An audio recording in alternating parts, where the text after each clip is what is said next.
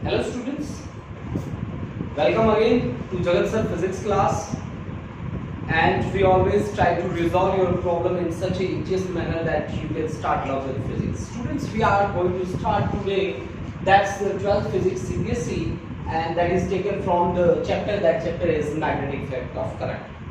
And today we have the most interesting article, that is magnetic field due to a circular coil carrying current.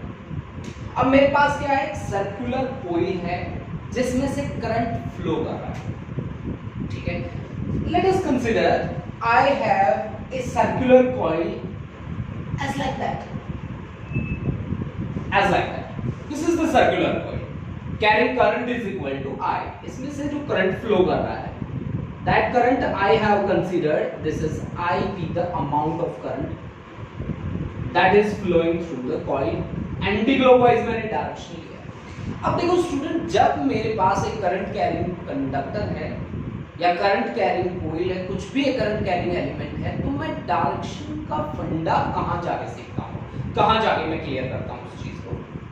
तो मेरे पास एक right hand thumb rule है, जिसको मैं कैसे कहता हूं कि thumb points in the direction of current, thumb points in the direction of current, then curl of finger will represent the direction of magnetic field. मतलब जो magnetic field होगा वो concentric circles की फॉर्म में होगा around the current carrying element, है ना. अब मैंने इसके लिए एग्जांपल भी लिया कि मेरे पास ये इस तरह से फ्लो कर रहा है. आपको अपना राइट हैंड थंब जो है, thumb always points in the direction of current. अब कर्ल ऑफ फिंगर कैसे पॉइंट कर रही है यहाँ पे, इस तरह से, मतलब यहां से बाहर निकल रही है और यहां को अंदर को जा रही है. मेरी बात आप समझ पा रहे हैं, बाहर को निकल रही है. बाहर निकलने को हम किससे डिनोट करते हैं, डॉट से, ठीक है ना. बाहर यहां मैग्नेटिक फील्ड की जो डायरेक्शन है वो है आउटसाइड द प्लेन, और इस तरह से करंट का फ्लो था.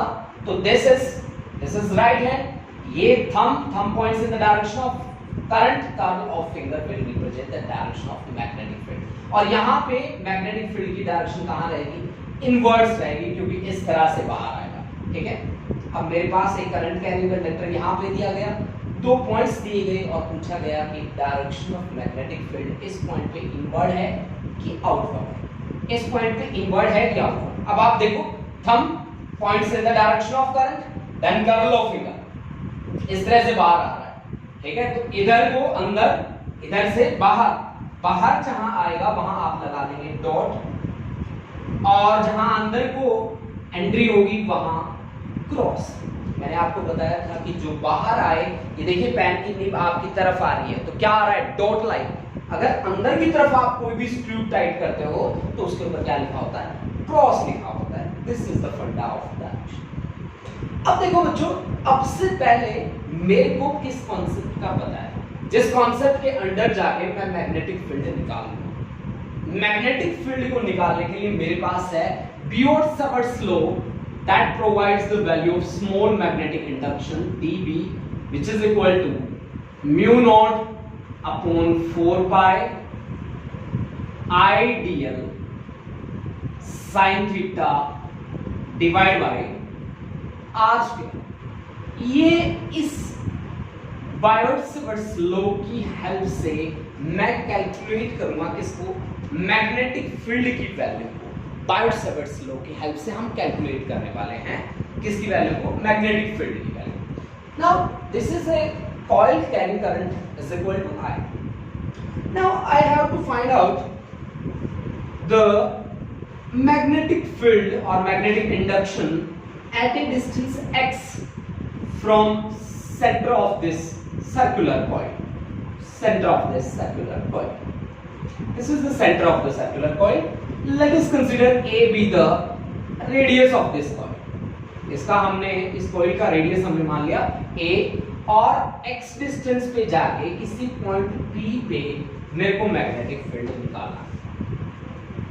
अब आप बताओ मुझे कि मेरे पास लॉ क्या कहता है कि स्मॉल करंट कैरिंग एलिमेंट के कारण तो मैं मैग्नेटिक फील्ड निकाल सकता हूं, तो फिर क्यों ना इसको छोटे छोटे टुकड़ों में बांट लिया जाए. ठीक है, इसके छोटे छोटे टुकड़े बना लेते हैं. इतना यहाँ पे, इतना यहाँ पे, इतना यहाँ पे, इतना यहाँ पे, यहाँ पे, इतने इतने ही हमने क्या बना लिए, छोटे छोटे टुकड़े बना लिए, एक लार्ज नंबर ऑफ पीसेस में हमने इसको बांट दिया। इसमें से एक छोटा सा टुकड़ा आप बाहर निकाल लो, ये है आपके पास एक small current carrying length element, इसमें से करंट फ्लो कर रहा I और dl है इसकी लेंथ, आइडियल इधर करंट एलिमेंट है ना। अब जितना इफेक्ट ये शो कर रहा है उतना इसका भाई भी है, कौन है इसका भाई, इसका अपोजिट कंपोनेंट, इसका जस्ट अपोजिट यहां पे एक कंपोनेंट बनेगा, से this is the opposite component. ये भी आपके पास कौन है, dl है, dl है, इसमें करंट इस डायरेक्शन में फ्लो कर रहा है, उसमें करंट किस डायरेक्शन में फ्लो कर रहा है, इस डायरेक्शन में फ्लो कर रहा है। क्लियर, ठीक है जी। अब देखो करंट कैरिंग एलिमेंट के कारण मैक्सिमम फील्ड क्या होगा, कब आएगा, सीधी सी बात, अगर मैं थीटा को 90 डिग्री कर दूं तो मेरे पास dB क्या आएगा, मैक्सिमम आएगा। मैक्सिमम वैल्यू कितनी रहेगी उसकी, mu not upon 4 pi I dl by r square, ये मेरी मैक्सिमम वैल्यू आ जाएगी, ठीक है। तो ऐसा ही काम करता हूं।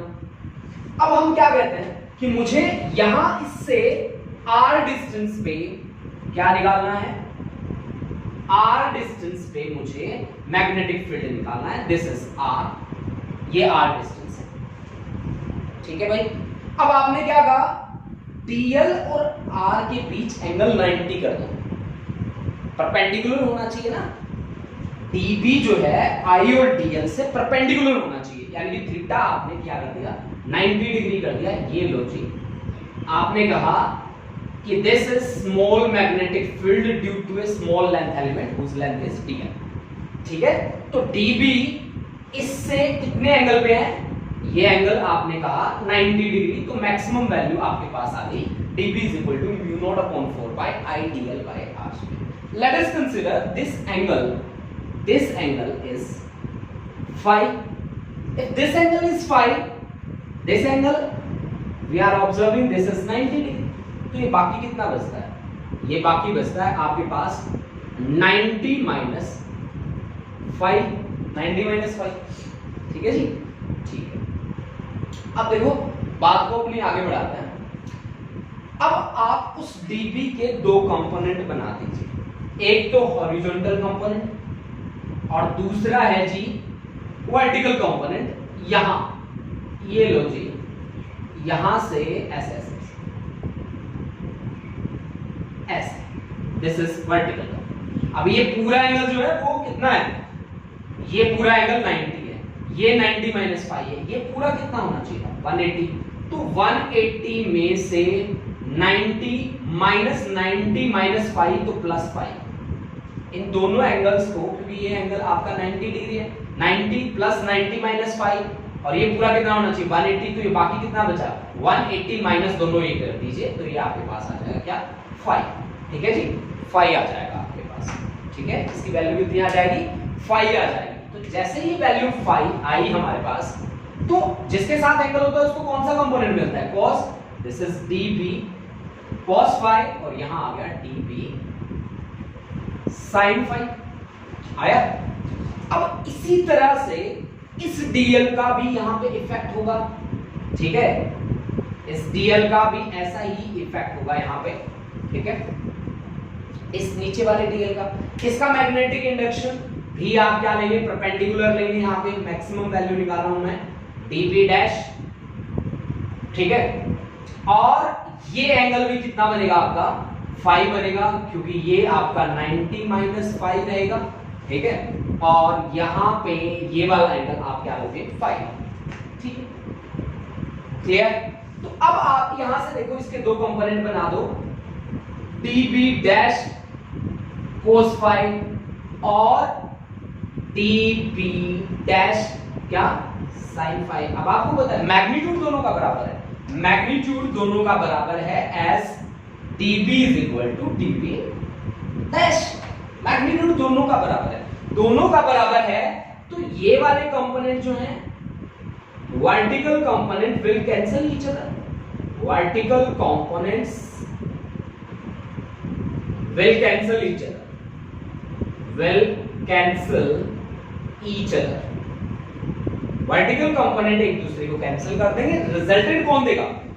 db डैश cos phi और db cos phi, दो कंपोनेंट आ गए। अब आप बताओ मुझे, जब आपने इसको ब्रेक किया, छोटे छोटे टुकड़ों में बांट के स्टडी कर रहे हो, तो दो दो टुकड़े थोड़ी इकट्ठे लोगे। आप कह दो कि सर जी रिजल्टेंट तो आ रहा है db cos phi plus db dash cos phi, possible ही नहीं है ये बात। दो दो टुकड़े थोड़ी ना सम अप करोगे आप, एक टुकड़ा लोगे, दोनों बराबर की वैल्यू में, चाहे कोई भी लो। यानी कि आपको जो रिजल्टेंट प्रोवाइड करेगा वो होगा, समेशन ले लीजिए छोटे छोटे टुकड़ों का, और छोटे छोटे टुकड़े हैं आपके पास db cos phi, मतलब इस टुकड़े के कारण, फिर इसके कारण, फिर इसके कारण, फिर इसके कारण, सभी को क्या कर लीजिए, ऐड कर लीजिए। यहां मैंने लिख दिया समेशन।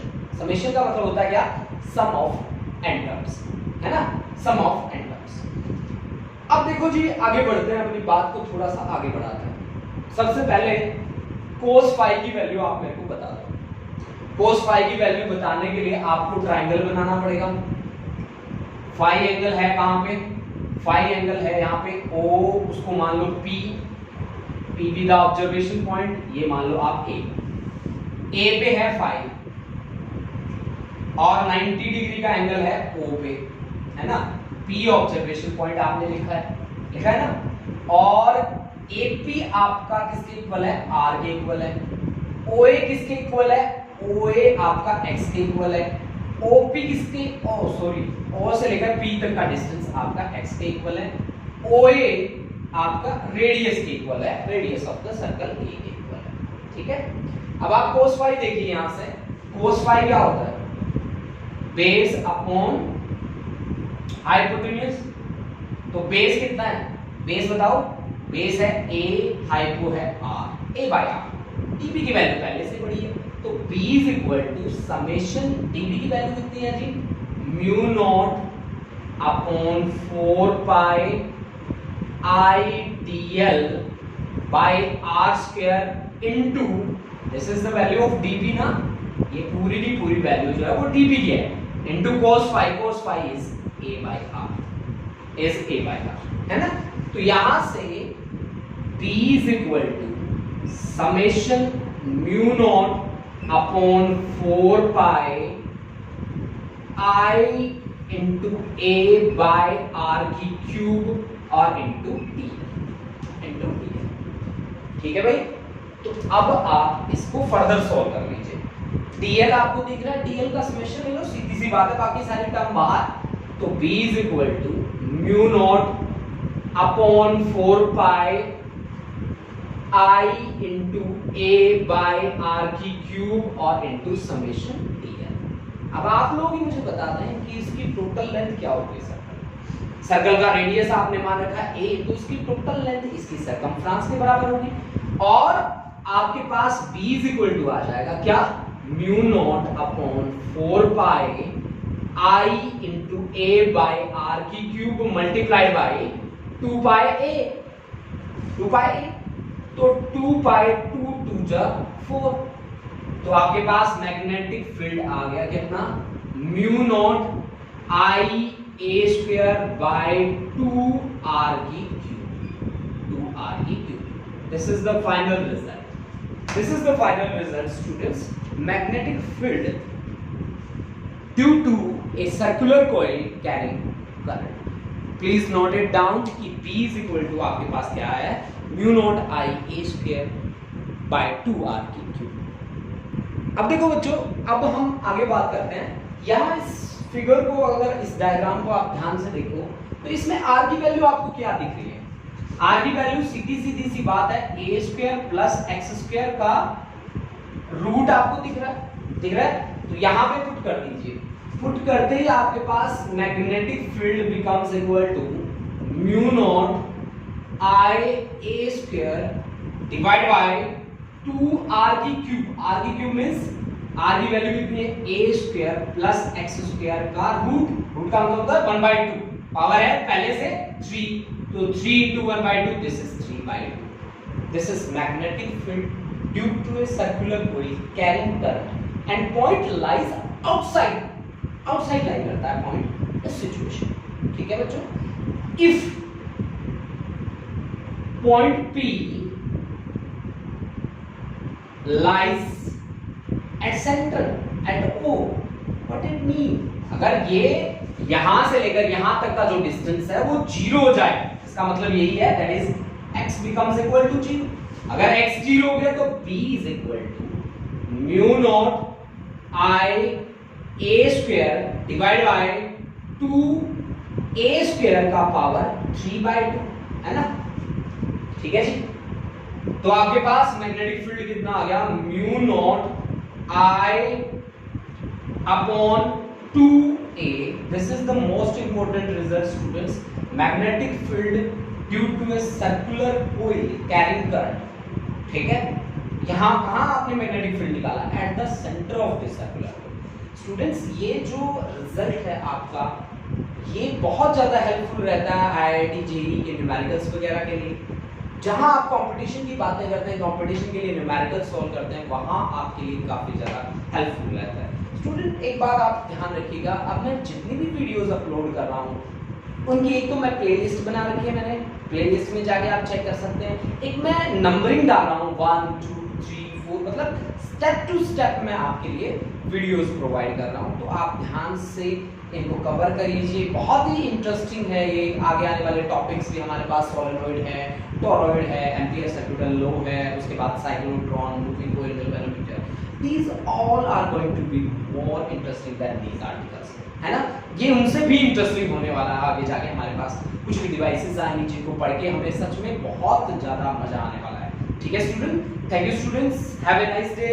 और प्रिपेयर करते रहिए और पढ़ते रहिए बच्चों, किसी को भी ये टॉपिक छोड़ने नहीं है।